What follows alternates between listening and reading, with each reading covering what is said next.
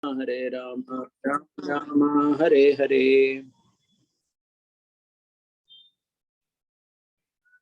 Hare Krishna. So, welcome everyone back again. So, we are planning to start discussing from the third chapter of Bhagavad Gita. And this will be a series, hopefully. I'll continue after this with third, fourth, fifth, and sixth. Let's see how it goes. So, here the verse that I have put up here, this is from a text called Gitartha Sangraha. This is written by Sripad Ramanuacarya, where he summarizes the essence of Gita in just about, 30 shlokas or something, 32 shlokas. So in just 32 shlokas, he has summarized the entire Bhagavad Gita. Okay, so very interesting summary. We will be seeing some part of it. And also we will be seeing from, the commentary of Sripad Ramanuacarya on this particular chapter. Okay, so let's go into it right away. So let's look at, some of the verses of Yamunacharya where he glorifies the Bhagavad Gita. And then we will, move into the third chapter, which is our topic of discussion today. Right? So if you see the first verse, it's a very interesting verse, which you can see on the screen. Swadharma Jnana Vairagya Sadhya Bhakti Eka Gocharaha Narayana Param Brahma Gita Shastre Samiritaha. So what he has done is in the opening verse itself, he has put the whole Bhagavad Gita into it. Okay, whatever Krishna wants to say, he has summarized it in one verse first. Okay, so let's see what he says. Swadharma Jnana Vairagya. So that means he's saying that Krishna is talking about Swadharma, he's talking about Jnana, he's talking about Vairagya as Sadhya, as means. And of course, he's talking about Bhakti as well. Bhakti Eka Gocharaha, Bhakti as the main goal. Narayana Param Brahma. Okay, with the goal as Narayana. To attain Lord Narayana, he's talking all this. Gita Shastram Samarita. This is what Gita is all about. Okay, so what is the Gita about? It is about attaining the lotus feet of Lord Narayana with the help of Bhakti. But the Gita also talks of Swadharma, Jnana, Vairagya as parts of it, as components of it to achieve, the highest destination. So this is how in one verse he is said to have summarized the entire Bhagavad Gita. Then what he does is, in one verse, in the second verse, if you see, he summarizes the first 6 chapters of Bhagavad Gita. Okay, so we all know Bhagavad Gita can be seen as 6, 6 and 6, right? The first 6, middle 6 and the last 6. So the first 6 chapters he is referring to in the second verse. Jnana karmatmike nishthe yoga laksheshu samskrite atmanubhuti siddhyarte purva shatkena chodite. Purva shatka in Sanskrit, purva means the first. Shatka means 6. Okay, that means the first 6. Purva shatka. One second. I think someone's... just request everyone to be on mute. Yeah. Okay. So Purva Shatka means the first 6 chapters. So what is the first 6 chapters talking about? Jnana Karmatmike Nishthe. So that means Krishna is talking about Jnana and Karma. He's talking about Karma Yoga, Jnana Yoga, both of it. Yoga Lakshe. And what is the goal of this Karma and Jnana discussion? To take you towards Yoga. Basically, that means to take you towards divinity. Susamskrite. So Samskrite as in it is like a samskara being done. Just like, we offer anything to the deities. We purify it, right? We purify it and then we offer it. Okay, so similarly, here Krishna is talking about how to purify one's karma, jnana, etc. with the goal of attaining yoga. One has to purify it, right? So then only it becomes yoga. Atmanubhuti siddhyarte, to attain self-realization. That is the goal. Purva Shatka. So the first 6 is talking about that. And then in the third verse, fourth verse, he talks about the middle 6, the last 6, which of course we will not see today, we will see it later. And then basically what he does is he summarizes each chapter in a single verse. Okay, so for example, we have already looked at the first chapter description. So I'll just read that verse as well. It's a very beautiful verse. Asthana sneha karunya dharma dharma diyakulam partham prapanna muddishya shastravataranam kritam. Okay, so in this verse, Yamunacharya is summarizing the entire first chapter of Bhagavad Gita. So what is first chapter of Bhagavad Gita? Asthana sneha karunya. Asthana means where you should not put sneha and karunya. Sneha means affection, karunya means compassion. Asthana, where compassion and affection should not be put. There Arjuna was putting compassion and affection. Dharma, dharma diyakula. He thought of dharma as adharma and vice versa. He had a confusion about what is dharma and adharma. Partham prapanna muddishya. And finally, he does prapanna. Shastravataranam kritam. And in this way, the Bhagavad Gita was spoken. In fact, it is said that this particular verse is not only summarizing the first chapter, but also the first 10 verses of the second chapter. Because in the first 10 verses of second chapter also, the same theme is going on. Arjuna is confused and finally he takes shelter of Krishna. So this one verse is said to be the summary of chapter 1 till chapter 2.10, like that. Now today we are looking at chapter 3. Okay, so let's look at that verse. Verse number 7 is the verse, if you see on the screen, for chapter number 3.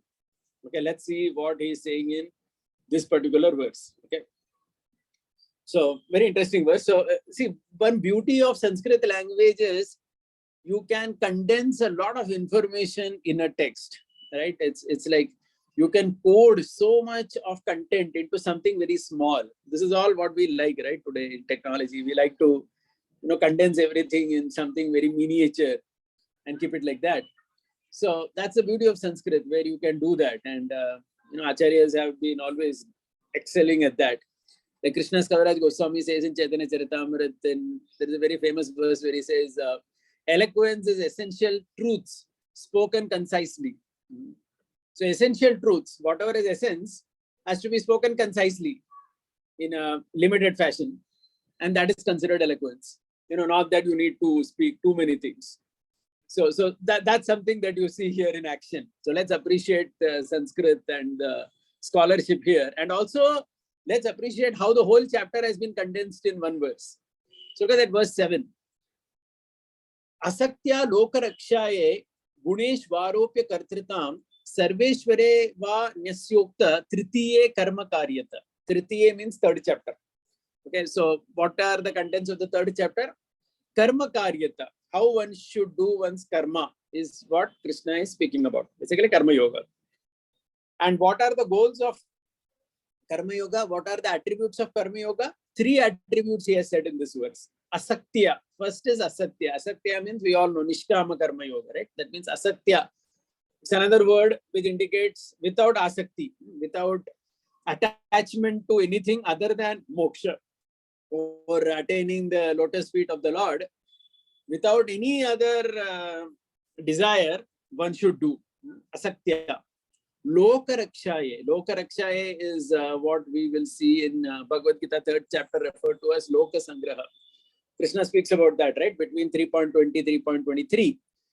He speaks about that. So that is the second attribute. So the first attribute of Karma Yoga is Asatya, without attachment. Second attribute of Karma Yoga is Lokarakshaye, for the benefit of people in general, for the welfare of people in general. That's how Prabhupada translates Lokasangraha in 3.23.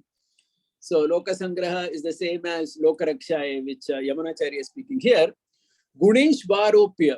Gunesh Varopya means due to gunas I am impelled to act, right? Because Krishna in the 3rd chapter in so many places, in 3.5, later in 3.30, in many places he's saying, in 3.27, he's saying in many places in the 3rd chapter that you are not the doer.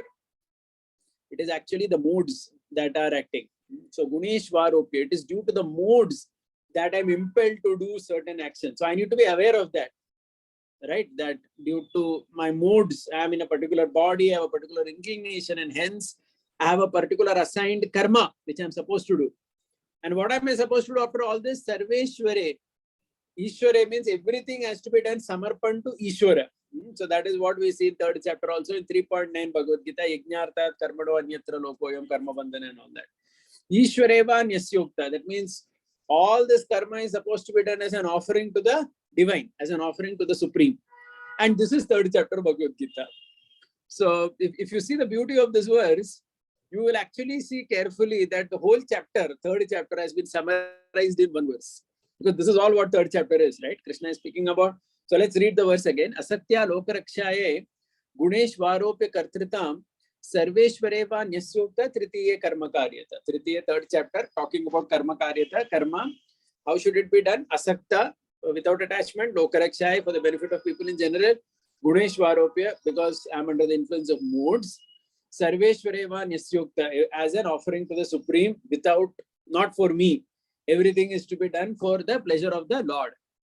Okay, and this is basically the whole third chapter summarized. So it's a very beautiful summary in one verse, if you see what is being described about third chapter. So similarly, there are like the summary verses for every chapter and for every section of Bhagavad Gita also.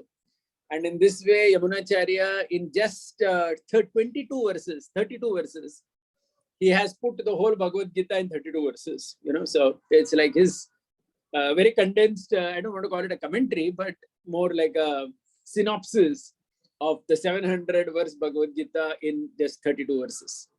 Okay, so for those who are, those who like anything that is scholarly, anything that is, a very nice summary, you will enjoy such verses. Anyway, now we will get into the third chapter itself.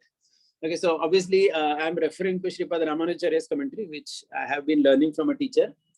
And many things which I learned here are what we have already, what we can see in Srila Prabhupada's Bhagavad Gita as it is. So, just to, because I'm just summarizing, I'm not going to repeat those points which Ramanujarya says, which Srila Prabhupada also says, because that's a repetition, because that's there.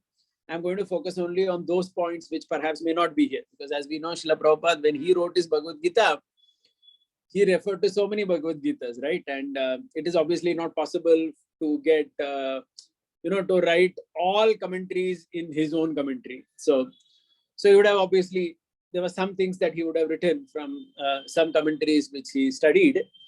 Everything he couldn't have written. So I'm only going to focus on those aspects which are very unique to Sripad Ramanujarya's explanation, because since that is just to keep it very concise and limited, and not otherwise, we can go on discussing every verse for a very long time. Okay, right? Yeah. So Ramanuacarya begins by saying that in Karma Yoga you have to give up three things. So this is like he gives a chapter summary. Karma Yoga, Falatyaga, Kartritva Buddhi Tyaga, and Mamata Tyaga. Okay, so let's look at these three. Falatyaga means we should not do Karma Yoga for some phala. Phala as in for some lower phala. Okay, you may do it for Krishna Bhakti or Mukti or whatever. That is okay. But one should not do it for like achieving heavenly planets and all that. Falatyaga. Rather, one should do it for Loka Sangraha. So that's the opposite. So that's already covered, right? That means one should do Karma Yoga for the benefit of people in general. Okay, so that's the understanding. So first is Falatyaga. Phala has to be given up. Second is Kartritva Buddhi Tyaga. Kartritva Buddhi Tyaga. Kartritva means I am doing. Okay, so this whole concept that I am doing is to be given up.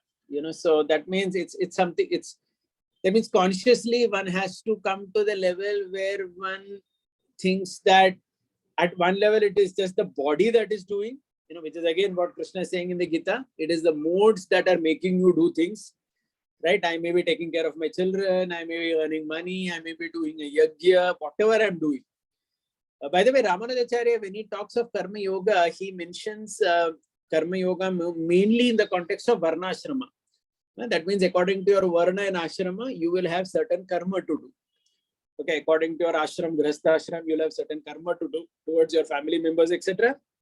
And according to your Varna, your position in society, Brahmana, Kshatriya, Vaishya, Shudra, etc., you'll have certain karma to do in the world. Okay, so because that's the traditional understanding where you're looking at Karma Yoga as nothing but a combination of Varna and Ashrama. So he's saying that when one is doing it, one should increasingly be conscious that I'm not the doer. So So we either understand that the modes are doing, or we understand that by the grace of the Lord I'm able to do something. Okay, so in either case, kartritva buddhi tyaga is to be done. And the third thing he says is mamata tyaga. Mamata tyaga means the idea that I am doing for me has to be given up.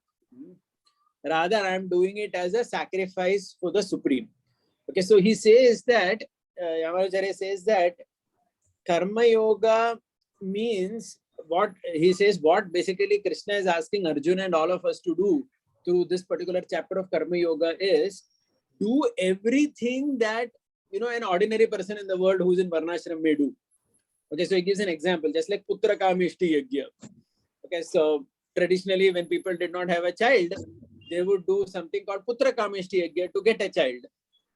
So he says that even a devotee who is married and, you know, who wishes to have a child, he would also, he would also need to do Putra Kamishti Yajna, right? Because, one second, I just request. By default. One second, I will just.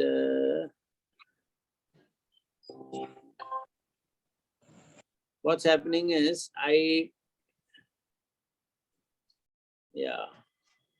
just request everyone to be muted so that there's no.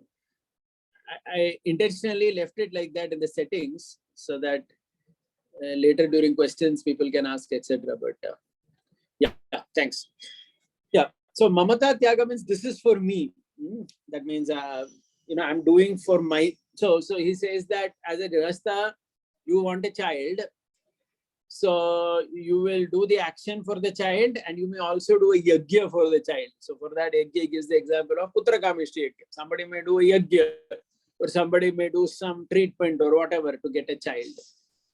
But even while doing that, it has to be very clear that it is not for me that I am doing. Mamata tyaga. That means I am not doing this for me. Rather, the understanding is I'm doing it as an offering to Vishnu. Okay. So in summary, three things: Phala tyaga, Kartritva buddhi tyaga, and Mamata tyaga. Okay. So all these three things he says is like a essence of Karma Yoga. There are some verses of this chapter which he has explained very beautifully, where we'll spend a lot of time. For example, this I'll not be speaking today, but maybe next time or next to next time. This whole concept of Kama Yesha, Krodha Yesha, right? So in this chapter only, the whole discussion of Kama Krodha comes in the end part of this chapter. I always never understood the connection between Karma Yoga and Kama and Krodha. Why Kama and Krodha is being spoken in this chapter. So that connection he establishes very nicely. So some verses, you know, they're just beautiful. The explanation is classic because the whole chapter he connects it to only Karma Yoga. Okay, and that's how he presents it. So let's go into it right away. Okay, so as I said, I'm not going to go into every verse, but still we'll start with the first one, where Arjuna is asking this question: Jayasi chet karmanaste mata buddhir janardana tatkim karmani ghore mam niyojayasi keshava. Okay, he's saying that why do you want me to engage? Right, I'll just read Srila Prabhupada's translation here. Oh Janardana, why do you want to engage me in this ghastly warfare if you think that intelligence is better than fruitive work?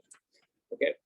Tatkim karmani ghore mam. Why do you, basically, if you see the verse, you know, Arjuna is saying karma as ghora, ghastly, niyojayasi keshava, if buddhi is better.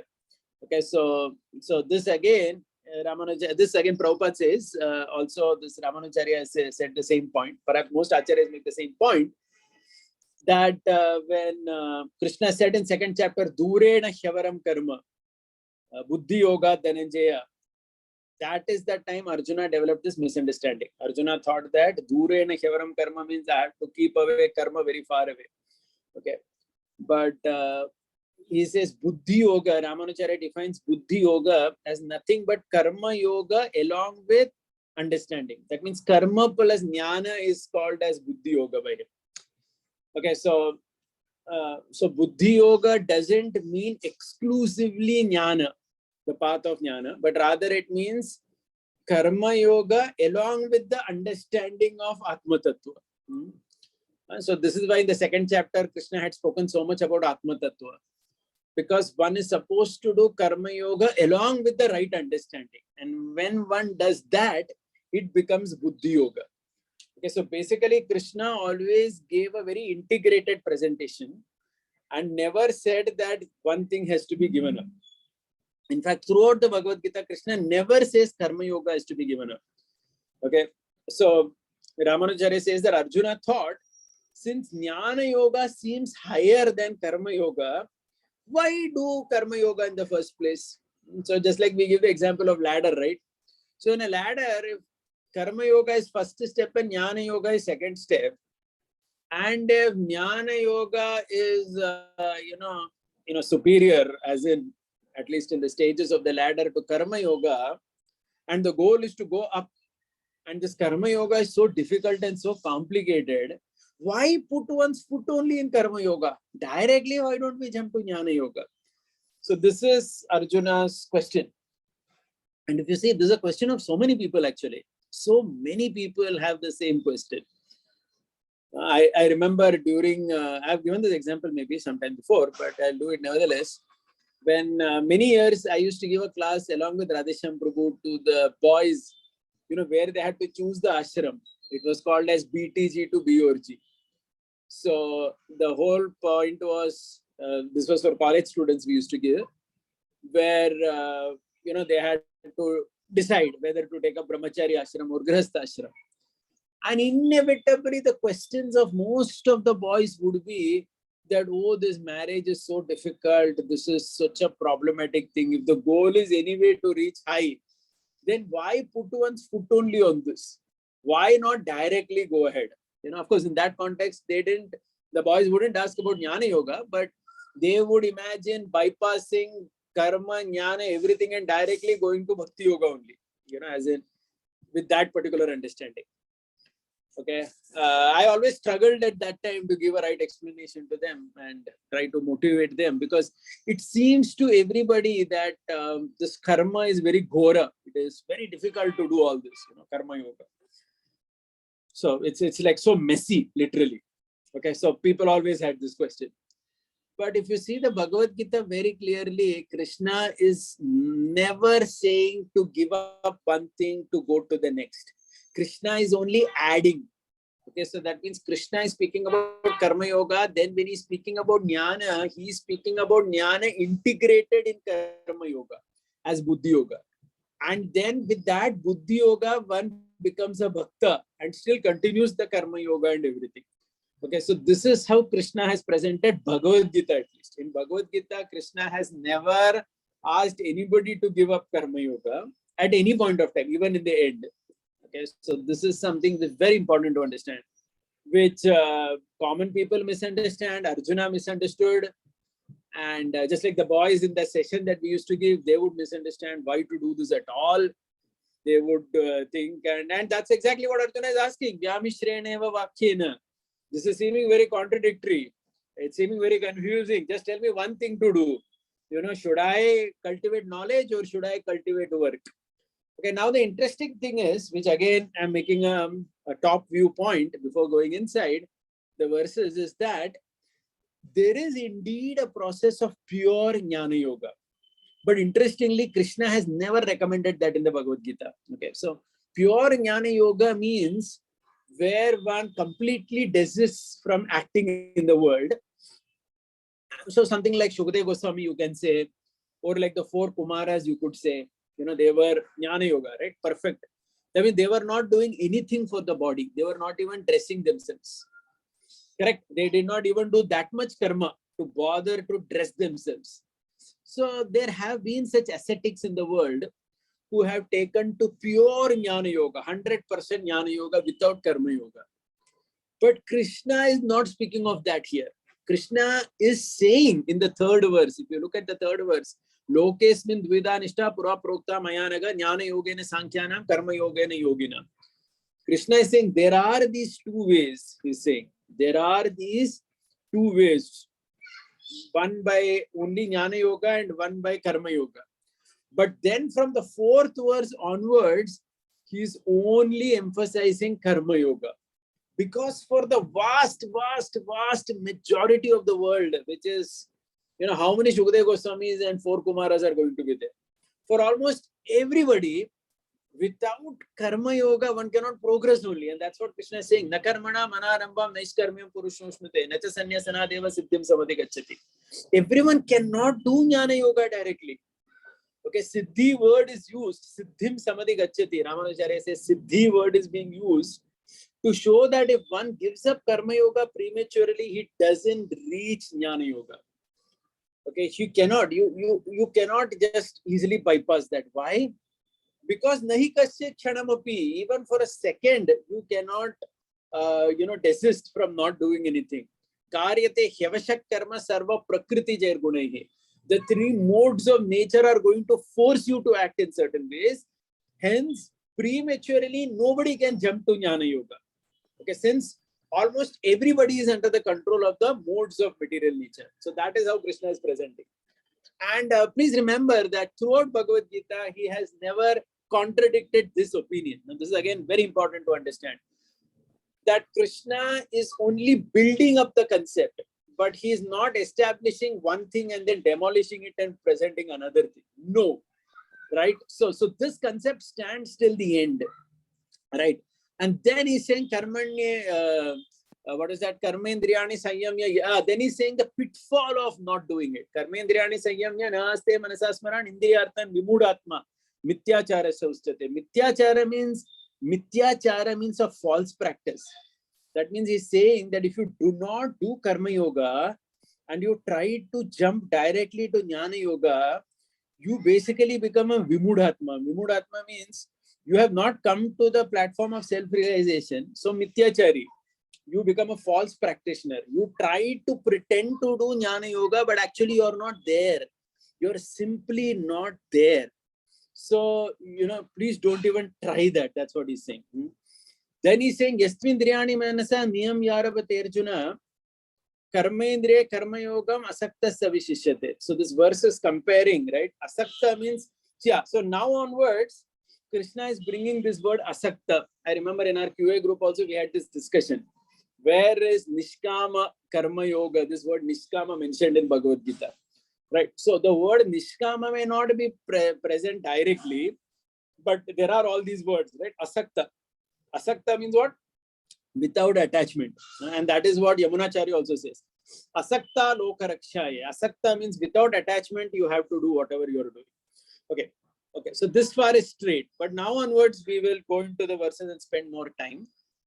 This 8th verse, Ramanuacarya gives a very interesting meaning. He says, Niyatam kuru karmatvam karma jyayo hya karmanaha. Sharira yatra pichate na prasiddheta karmanaha. Niyatam, this word niyatam means vyaptam. Niyatam means literally, niyatam means like, it's something related to vyapti, always existing. Okay, so he says, just like smoke is always with fire, niyatam means for the conditioned soul, for the conditioned jivatma, karma is always a part of his existence. That means, he says, Krishna, what he's saying here is, karma, for a conditioned soul, the desire or the need to act in the world as per his propensity is always going to be there. It's always going to be there. And because it is always going to be there, there is no point in denying that. It's better to, and in fact, Krishna goes on to say, Sharira yatra pichate, even for the body also, one will have to engage in karma yoga. Because it's dustyajam. It is not even possible that you can give up karma yoga. And I mean, Shukdev Goswami, for Kumaras are very rare people, or someone like Jnaneshwar, or, we have all even modern, maybe in the last 1,000 years also, we can pick some few examples in the world, those who actually practice jnana yoga, giving up karma. But they are just, you can just count them on the fingers. You don't see that ordinarily possible for anybody. And Sharira cannot be protected by ashastric means, right? So Sharira yatra means even to maintain the body, one will have to do. So better do it in asakta consciousness. That means in a detached state of mind. So that means without much, getting emotionally attached to the work. Now, this is again very, very important. Okay, so what devotee was once sharing, that even ordinary people sometimes know this, that they're supposed to work like this. So it seems some years back when Ramanuacarya Maharaj had to undergo some surgery, he was being admitted to some hospital in London. Okay, so our devotees met the doctors there, and they told the doctor there that it was a British doctor. So our devotees told the doctors that this patient who is there is a very important person for us. He's like the Pope of ISKCON, they told him. He's like the Pope of ISKCON. So please ensure that the treatment is very good. So like that, our devotees told the British doctor. So it seems the British doctor replied, for us, whether it is the Pope or whether it is an ordinary man or whether it is a sinful man, we are going to do the same kind of treatment where we put our best in the treatment.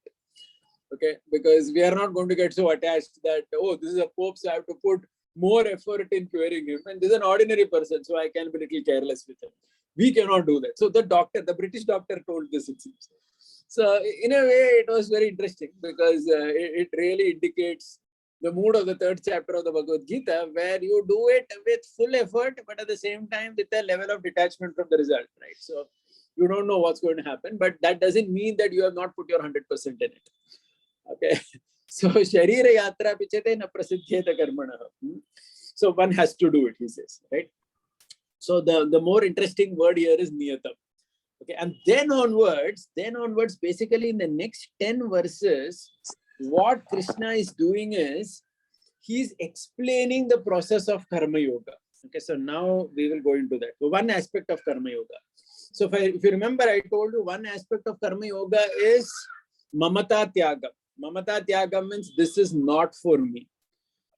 So when you are doing your Varnashrama duty, whatever it may be, you are doing Yajna, you are doing Dana, you are doing Tapa, you are taking care of your family, you are doing your, so whatever you may be doing, as we are doing that, Mamata Tyaga means I am not doing this for me. So then the question is, for whom am I doing it? Okay, so that has been elaborated in the next 7-8 verses. Okay.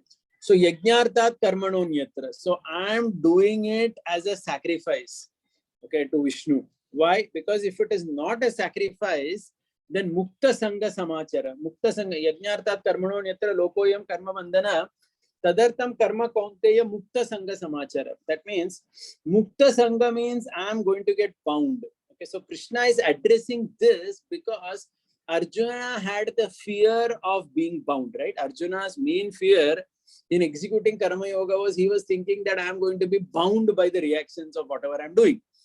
So Krishna is making it very clear that no, you will not be bound if you do it as a sacrifice, as an offering to Vishnu. Okay. Okay, so this part is easy. Now the next part onwards. It's very interesting because Devatas come into picture. And I was quite curious to know how Ramanuacarya explains it, because generally Sri Vaishnavas are quite kind of conservative about Devata worship in general. So I was interested to know. So let's look at that explanation. Sahajna prajasrishva purovacho prajapati anena prasavishyadhvam eshavot tishta kamadukha. So we know this verse where Krishna is basically saying that at the beginning of creation, right? So because there is repeated destruction at the beginning of creation, I sent forth the Prajapatis, and then we also sent forth various prasavishyadhvam. Prasavishyadhvam means various necessities of life. Eshavo ishta kamaduka. We have like progeny, home, animals, wealth, all these things, right? And the process of yajna was established. Okay. I'll just take the second verse also and then explain. Devan bhavetanena te deva bhaventvaha parasparam bhavayanta shreya paramavapsita. You do something for the deva gives something to you. In this way, both of you mutually cooperate and achieve the greatest destination. We know this verse. Okay, so the question here is, how does a bhakta do this?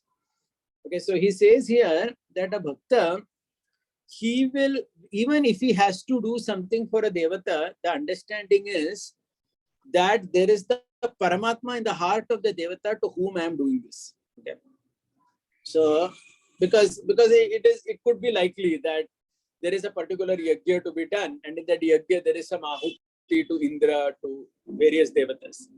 Okay, so then so how does a lover of Krishna, who wants to exclusively worship Krishna, look at that? So he says that even when because this is not only for a bhakta, for anybody in the world, when they are actually giving something to the Devata, they are actually offering it to the Paramatma in the heart of that Devata. And the Paramatma is Sriman Narayana, Krishna or Vishnu, whatever. Right? He is the Paramatma in the heart of the Devata. So why is it like that? So somebody may say, Arey, how can you say that everybody who is offering to the Devata is actually supposed to offer to the Paramatma in the heart of the Devata? So Ramanuacarya says that, see, who is giving the result? Okay, so somebody may say the Devata is giving the result. So he says that, no, how is that possible? Because many times it can happen that, let's say somebody is doing a yajna to Indra. Okay, some yajna is doing for Indra, for Indra's pleasure. And let us say for some reason, Indra loses his post. Like we read in the Puranas, many times. Indra does some mistake, he's cursed by Brihaspati, something happens, he loses his post only. So if he loses his post, and if you did that yajna for Indra, and Indra only is not there now in his position, he has lost his post. Either his tenure got over, or he got cursed, or something happened, he had to leave the position. Then who will give you the result of that yajna? Right? Because if somebody is doing the yajna for Indra currently, he's not going to die immediately, right? He may live another 100 years or whatever before he passes away. And let us say in that period, Indra only loses his post. Then does it mean that because Indra lost his post, you will not get the result now? Because you offered to Indra, Indra only is not there now in 100 years, let's say, example. Then how will you get that result? So he says that, no, it's not like that. You are actually offering it to that Paramatma in the heart of Indra.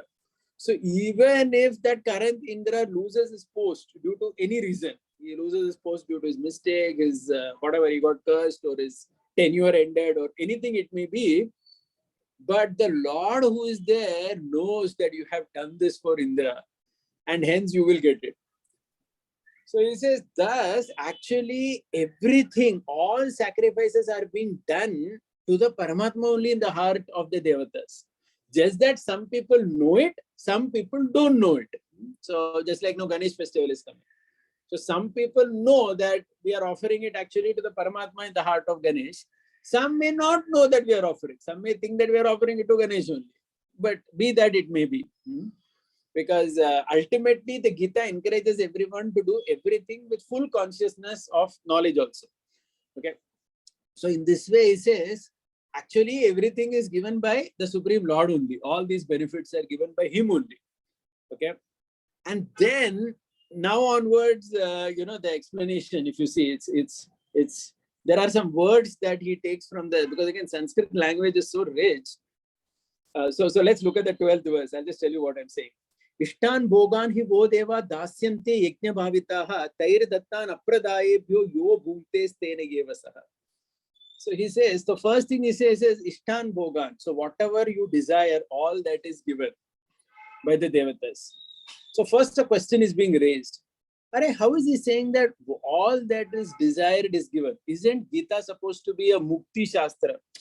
Gita is supposed to be a shastra for which that talks about mukti, right? How to achieve self-realization. How come whatever you desire is us? No, so he says no. When the Gita says Ishtan Bhogan or whatever is desired, it means whatever is desired for mukti's sake. Okay, so somebody wants mukti or ultimate liberation from this world. Somebody wants to achieve the feet of Narayana. But for that, he may need some things, right? So for example, just say a common man, he says that when he gets married also, he's getting married because he wants a wife, he wants a house, he wants family, he wants children, all these things, so that he can perform his spiritual life nicely, right? We all know that. We say that in common terms also. So that is what is being referred to as Ishtan Bhoga. That means all those things which a person needs for his ultimate mukti or bhakti, whatever, however you want to look at it, whether you are aspiring as an impersonalist or personalist. Then he says, Ishtan Bhogan hi vo deva dasyante yajna bhavitaha. Now this word dasyante has been explained very nicely. Okay, so in Sanskrit, there is something called Atmanay Padam and there is something called Parasmay Padam. That means, for example, suppose I say Pachate. Pachate means I'm cooking for myself.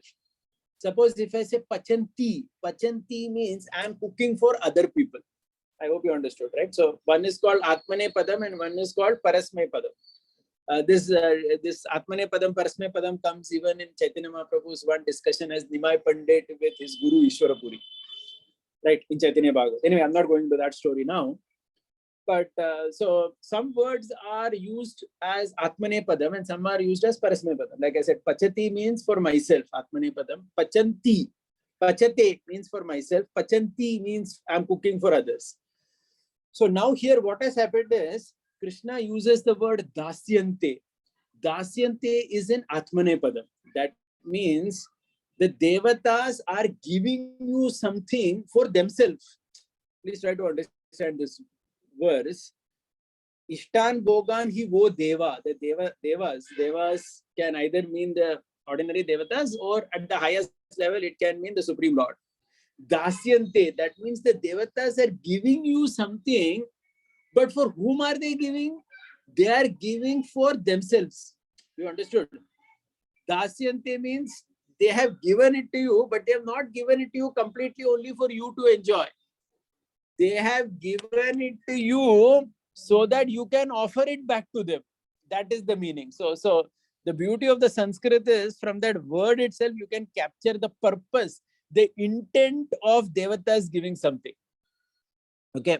So when it says here that Devatas have given you Ishtan Bogan, they have not given it to you for completely enjoy, but they have given it to you so that you can give it back to them. Hence, that is the reason the second line comes up. Tair dattan apradayebhyo. If you don't give it back to them and you think that you can only enjoy that for yourself, then you become a thief. Yo bhumte sthena yevasaha.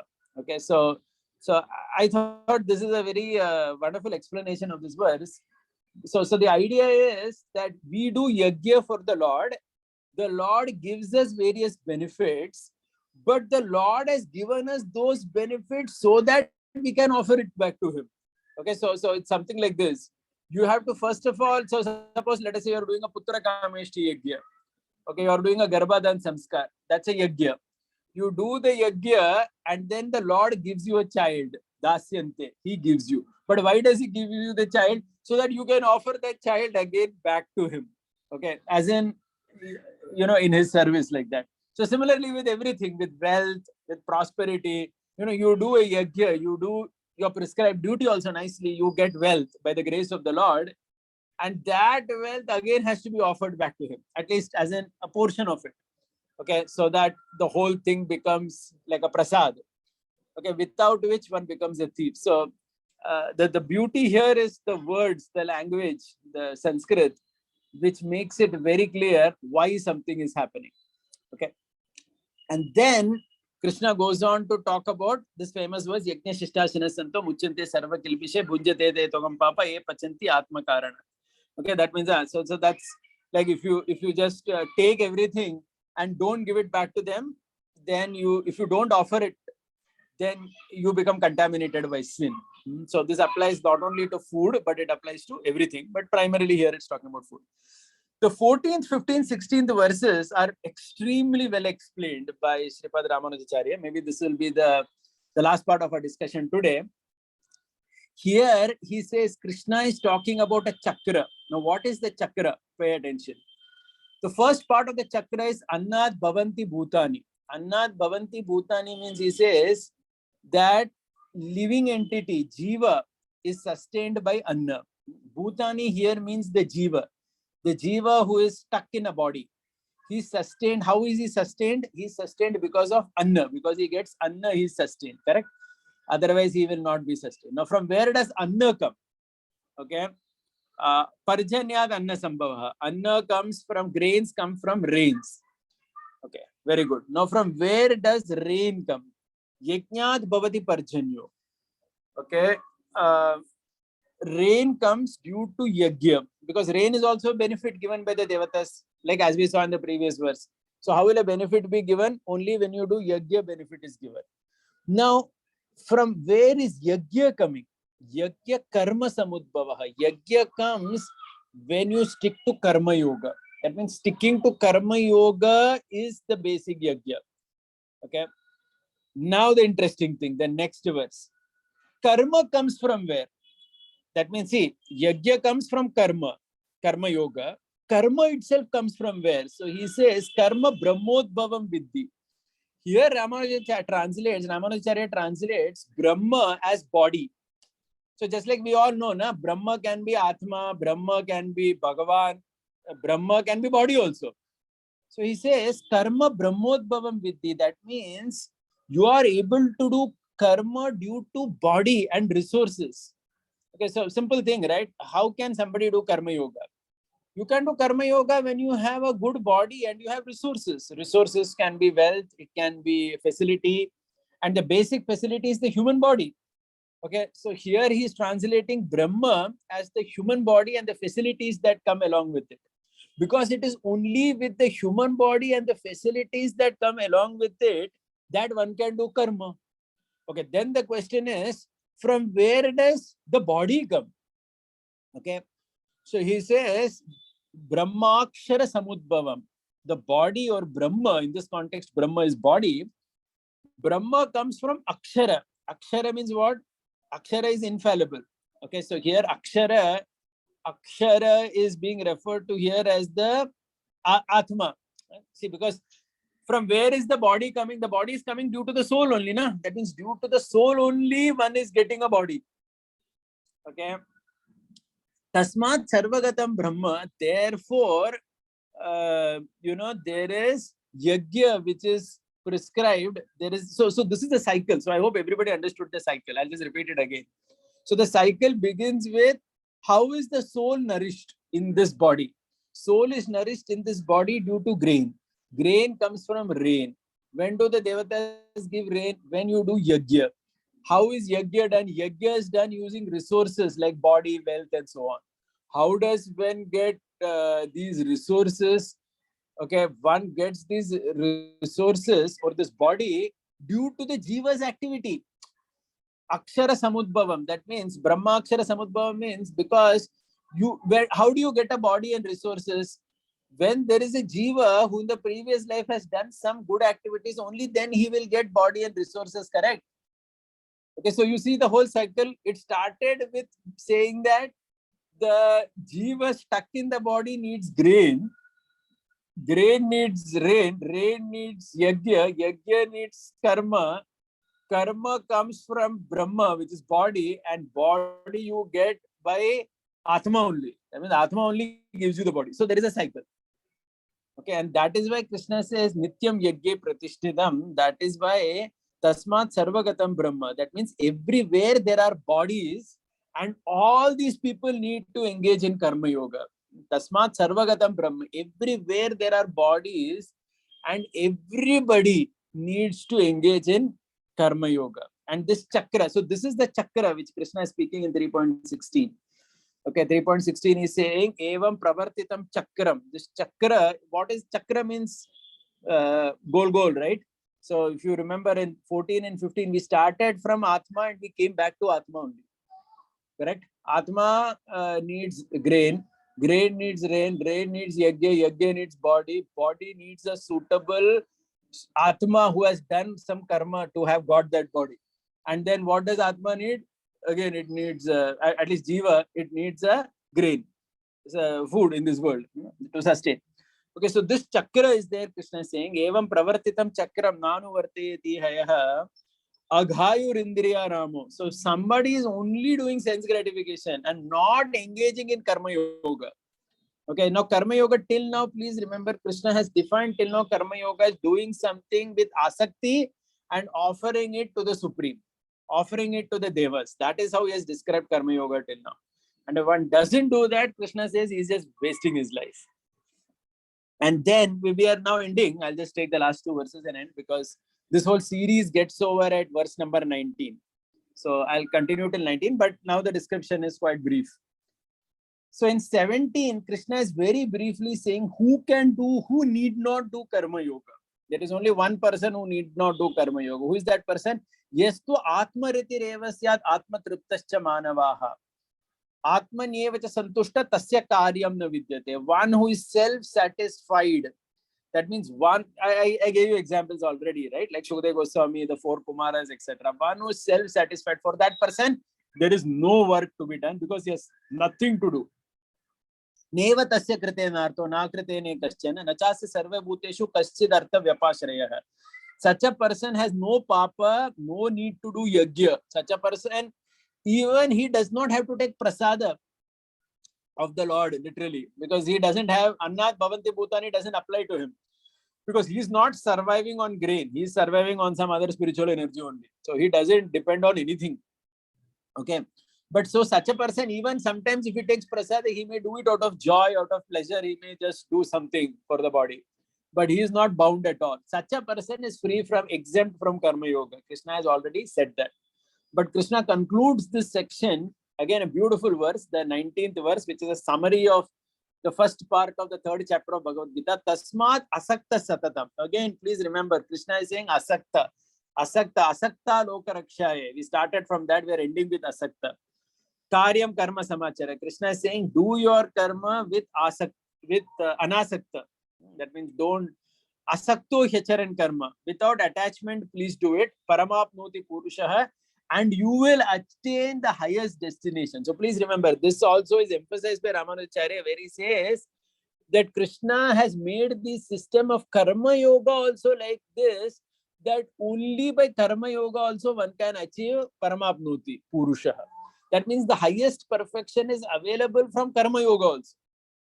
Okay, so it's that's why it's not so linear also. It's not that karma yoga is being done necessarily to achieve something else. No. Tasmad asakta satatam karyam karma samachara asakto hyacharan karma paramapnoti purushaha. Paramapnoti, even if you see Srila Prabhupada's translation of paramapnoti is the highest, supreme. Prabhupada says he achieves the supreme.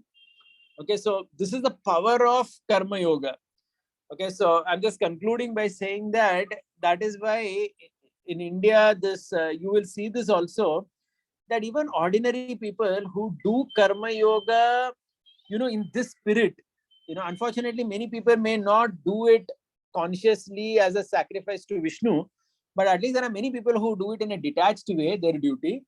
But if they can somehow even have this in their heart, that I'm doing whatever I'm doing, I'm studying, earning money, maintaining family as an offering to Vishnu. That concept has to come into one system. Then his path to liberation is achieved as far as Krishna. Krishna is not even saying that he has to achieve something else after this. Krishna is saying that Paramapnoti Purusha, he achieves the supreme. Okay, so this way we conclude the first part of the 3rd chapter of Bhagavad Gita. I end once again by looking at that beautiful verse of Sripad Yamunacharya. Asakta lokarakshaye guneshwarope kartritam sarveshwarye va nisyokta tritiye karema kareta. Today we looked mainly at asakta, asaktya. That means not for myself. I'm doing it, as I told you earlier, the 3 things that Ramanuacarya said is one is falatyaga, kartritva, buddhi tyaga, mamata tyaga. Okay, so I end today's discussion by just summarizing briefly that we started with Yamunacharya's verse where he says 3 characteristics of karma yoga are asaktya, without attachment, lokarakshaye, for people in general, for the welfare of people in general, guneshwaropya, due to the influence of modes, and I'm supposed to do it sarveshware va nyasyokta, as an offering to supreme, and that is karma yoga. Then we saw how Ramanuacarya talks about the whole chapter only in terms of karma yoga. He basically says that 3 things are there in this chapter: falatyaga, kartritva, buddhi tyaga, mamata tyaga. And then we went into each of the verses, but only some important verses I discussed. One was niyatam kuru karmatvam, 3.8. Niyatam means karma is always with the Atma. One cannot give up only karma. Nobody can say, I can give this up. Okay. And Krishna has never recommended pure Jnana Yoga. Krishna says such a process exists, but Krishna has not recommended it. Krishna has not recommended that one give up action. In fact, Krishna says in 3.17, those are perfect, they need not do. But the Gita is talking. See, the thing is, those are perfected souls, na Vedas are not addressing them. The Vedas are only addressing Baddha Purusha. Mukta Purusha is beyond the address of the Vedas. Okay, so that is one thing that we saw. Then also I saw that, I told you that even this Devatas, actually we are not offering to the Devata, we are offering to the Paramatma in the heart of that Devata. Okay, so even if somebody has to do something, sometimes the devotees ask, astrologer told to do this puja for this devata, whatever. Even if somebody has to do that, one has to do it with the understanding that I'm doing it for Shani Bhagavan or whatever. Ultimately, actually, I'm doing it to the Paramatma in the heart of Shani Bhagavan. Right? Just like in our temple, sometimes new people buy new car, they bring it to temple. Then our pujaris, what they do, they put Narsingadev picture on the car and they do arati to that Narsingadev. Okay, and at the same time, they're doing it to the car. Okay, so the pujari thinks that I'm actually doing arati to Narsingadev, but the devotee feels that he's doing it to the car. Okay, so both are correct. You're doing it for the car, but you're doing it to the nursing picture which is there. So similarly, there is a Paramatma in the heart of the devatas, and everything is actually being done as an offering to that Paramatma, because he is the person who gives the result. And why does he give that? Dasyante, we saw. He is giving it so that you can give it back to him. Okay, so it's a beautiful thing. Dasyante word. It is in Atmane Padam, I said. He's giving gifts to you so that you can give it back to him, not for any other reason. Then we saw that chakra, if you remember, right? That series of verses, Anna Karma, this 14 and 15, where we saw that whole chakra. It starts from Atma and ends at Atma only. That also we saw. And then finally we ended that just by Karma Yoga, one is achieving perfection, right? Krishna is saying in 3.19, Paramapnoti Purusha. Hare Krishna. Thank you very much. Any questions, please? Yeah, so Damodar Ashtakam, I think Vaibhavanand Prabhu raised his hand first. I don't know who is. Yeah, go ahead, please. Okay. Thank you, Proji. It's a beautiful class, I think, but Damodar Ashtakam Prabhu Senior, he can ask first if he wish. No, Proji. Okay. नहीं कोई बात नहीं पूछ लो ना. Okay, thank you, Proji. So I have few questions, Proji. 6 in number. One by one I ask. First is, what is the definition of Jnana Yoga? Whether it is there in the Gita, I don't read it specifically. And what is Jnana Yoga? Because there is no concrete definition as such. Plus, with it same question, that has the knowledge anything to do with Jnana Yoga? For example, you read Shastra, has it anything to do with Jnana Yoga, or Jnana Yoga is completely different from even Vedic knowledge? No. Jnana Yogena Sankhyanam, 3.3 Krishna is saying, that means Sankhya, that means this analytical understanding of Niti process. Sankhya, see, Sankhya has been briefly touched in second chapter, but Sankhya as a system is basically to count the elements and distinguish and understand that spirit is different from matter. That analytical process is called as Jnana Yoga. Krishna has said that in the third 3.3, Jnana Yogena Sankhyanam Karma Yogena Yogina. So there, Jnana Yoga means the Sankhya process, Krishna says. The Sankhya process means the Sankhya, to count elements and understand what I am not, and being ultimately freed from that understanding of body and being situated only on the self. And you can understand that a little bit more from 3.17 also. Yes, to Atmarati Revasya. One who delights only in the Atma. That is also like a Jnani only. One who delights in Atma. Of course, Bhakta also delights in Atma, but Bhakta delights in Paramatma. He delights in the Supreme Lord. That's a more higher definition. Okay. But when Krishna is saying, so that is Jnana Yoga. But see, Krishna has never emphasized Jnana Yoga exclusively in Bhagavad Gita. That's why you will not see that. Because Krishna has never said, Arjuna, that sab kuch chhod ke Jnana Yoga karo. That is Arjuna's understanding, but Krishna has not said that. Got the point? Okay. So has knowledge or Vedic Jnana has anything to do with Jnana Yoga, or it is completely different? No, it has to do. Sankhya, that whole process, neti, understanding, that means by knowledge, analytical understanding, differentiating matter from spirit is part of Veda only. Everything is in the Veda. So it is not separate from the Veda. As a process, it is there in the Vedas. But the Bhagavad Gita doesn't recommend exclusive cultivation of Jnana Yoga. Krishna is basically telling Arjuna Buddhi Yoga in second chapter, where you have to add Jnana to your Karma Yoga and do your Karma Yoga. Rather than thinking I will do exclusive Jnana. That Krishna is not recommending. So as a Vedic process, Jnana Yoga exists. It's bona fide. But as far as Bhagavad Gita is concerned, Krishna has not recommended that anywhere. Exclusive Jnana. Krishna has combined it. Krishna has asked you to do Karma Yoga with Jnana, which is called as Buddhi Yoga. Okay. And Prabhupada translate this Buddhi Yoga or Jnana Yoga as Krishna consciousness. So do we Yeah. find any Acharya doing that, or, this is just Prabhupada only did it? No. So they have done that. It's not that they have not done. I mean, they have done it slightly differently. Like, for example, Yamunacharya, Ramanuacarya, what they say is that this Jnana Yoga, like if you remember, Yamunacharya's verse said, right? Susamskrite. That means they say that this Jnana Yoga, Karma Yoga, and all are Susamskrite, to purify oneself, to do like samskaras on oneself and come to bhakti. But their bhakti includes that also. That means one doesn't give up Karma Yoga. So see, it's like, in a sense, the Karma Yoga of Bhagavad Gita translating as devotional service is there in all acharyas. Even Ramanuacarya, when he's talking about Karma Yoga, he's talking about offering it to Narayana very clearly.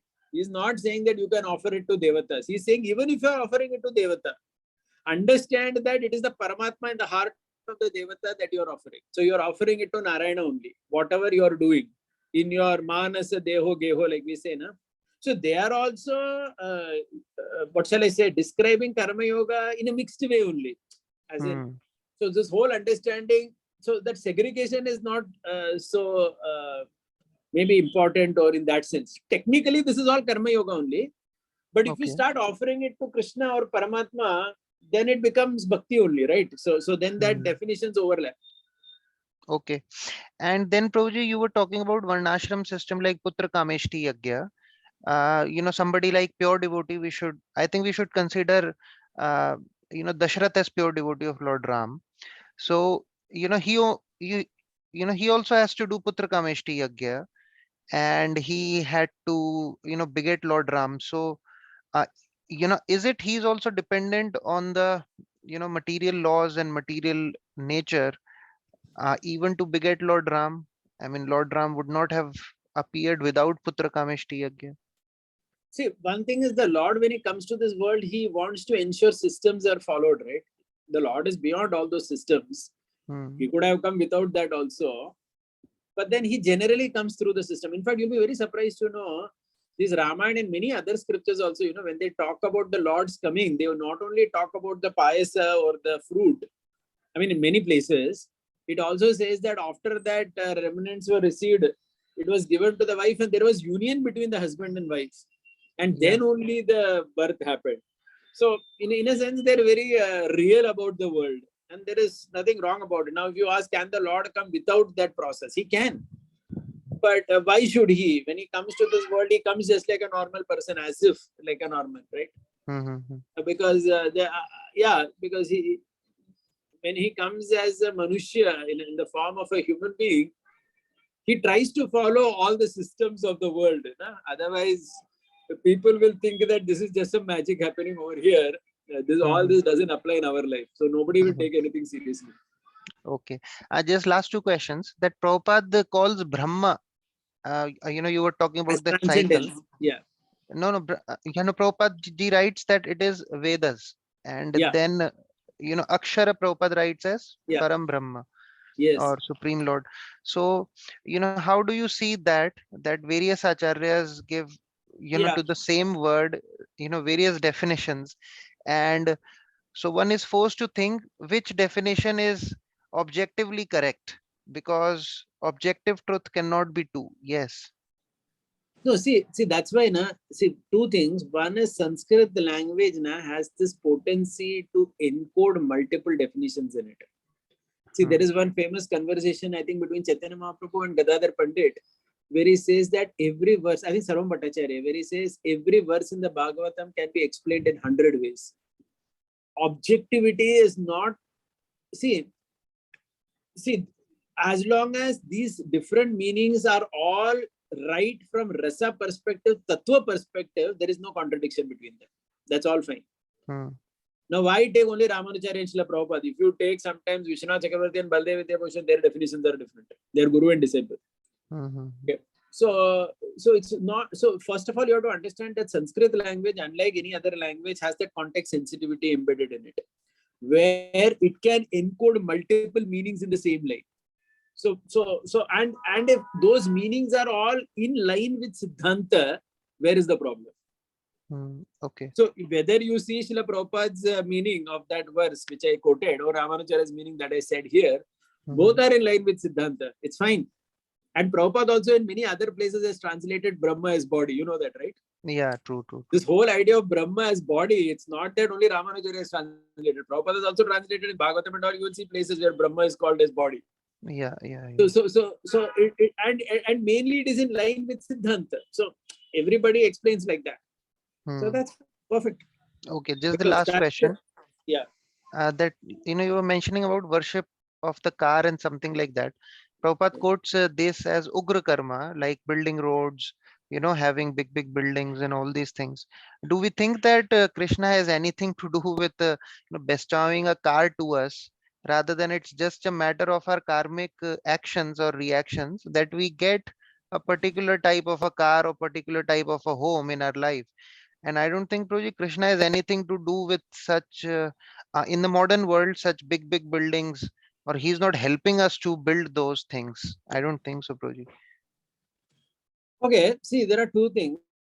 See, as a general principle, I'll say first, while it may be true that everything a person gets according to his karma, a karma yogi, his mood, see, that karma is also being bestowed by the Lord and his agents. Na? I mean, see, even Prabhupada gives that logic that even if you are supposed to get 10,000 rupees from the court, the judge awards that to you. Okay, so suppose sometimes government gives compensation. Yeah. Sometimes some building is broken and government says, chalo sabko 1 lakh de do. So the compensation is being given by the government. You may say you got it according to your rights, but still some judge awarded it to you.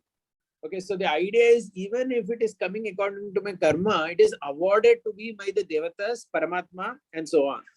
Okay, so technically also they are only giving everything in my life. Okay, okay, that's the first thing. So I'm always obliged to them and everything I see as them. And another thing, as far as various facilities are concerned, like in our Sanatana Dharma, we worship things, right? Like if you see during Navratri, every object is worshipped. Yeah. Like Pandavas, if you see the Astra, they will worship. Like a Vaishya will worship his Taraju. Like a But that Shudra is will in worship. the Vedic context more. Yeah. But today, for It is. example, we are, having a big house and that is made up of mortar and, so much environmental issues we create. Yes. Yeah. And has Krishna, anything to do with such a dharmic lifestyle?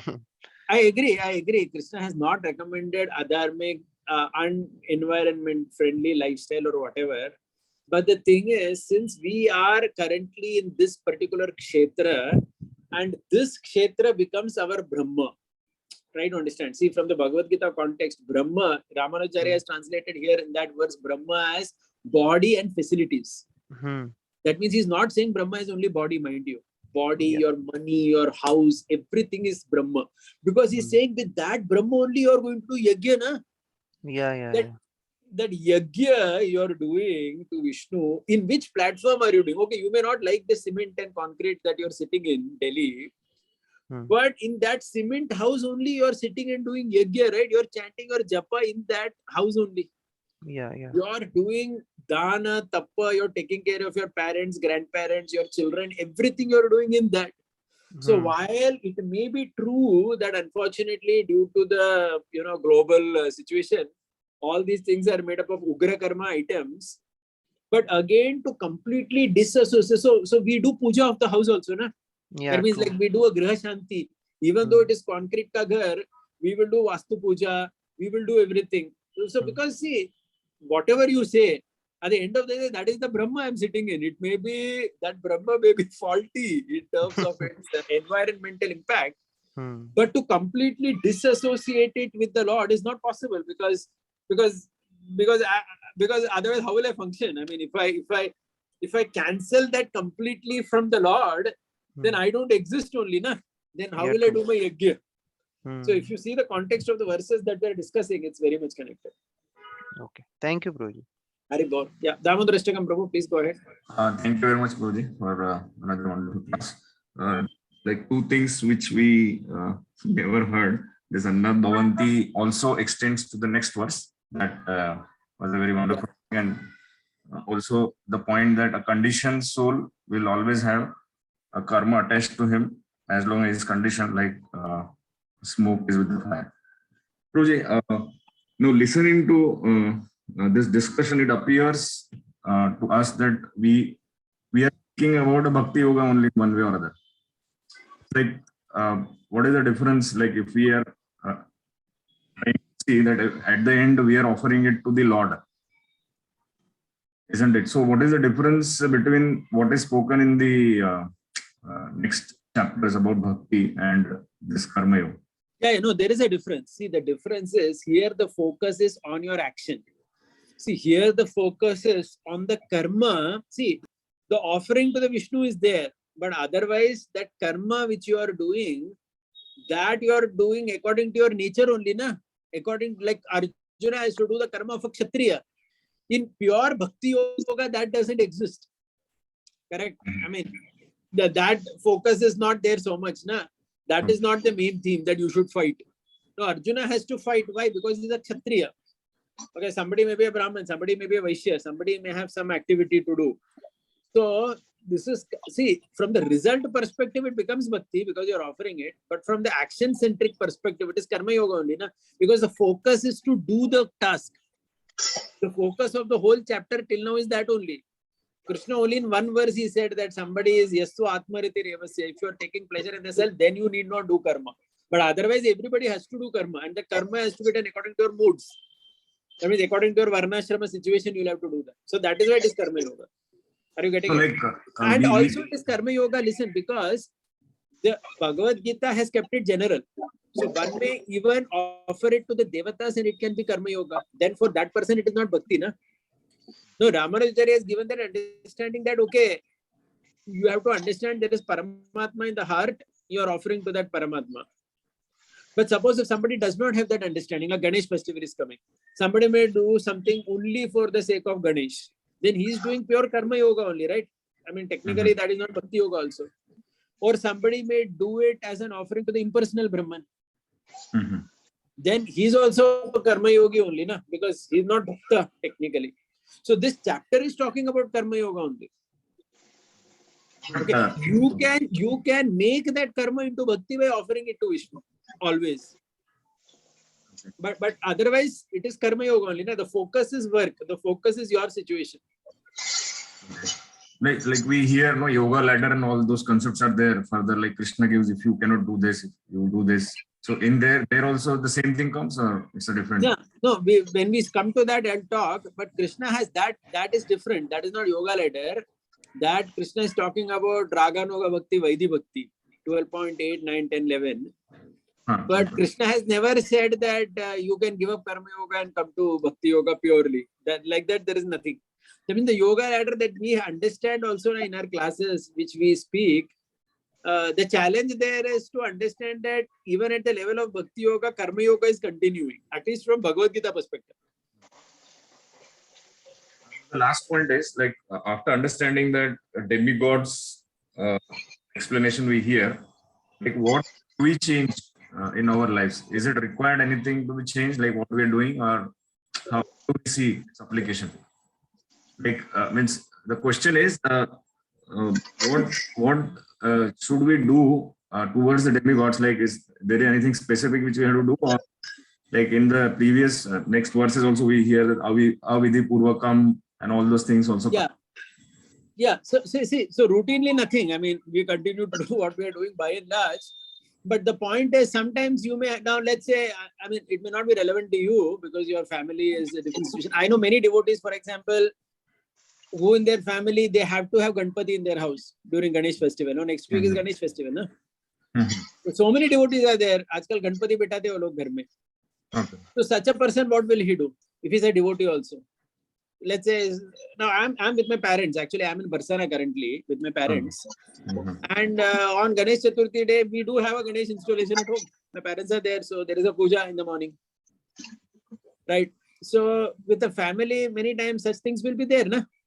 So then, how do you understand that then? So then these things come into picture, that the Lord in the heart and all that.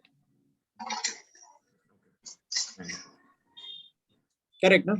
Yes, ma'am. Or it's also likely that somebody sometimes goes to an astrologer for some problem. And the astrologer may say that this particular devata, some shanti has to be done. It happens with many people. Then also that is to be done only, right? Like that. Yeah. Yeah. Prabhuji, this Indra's example which you gave, Indra is it's like a post, but Yeah. there are other demigods like Ganesh, Lord Shiva, and all. They All are are post not only. changeable.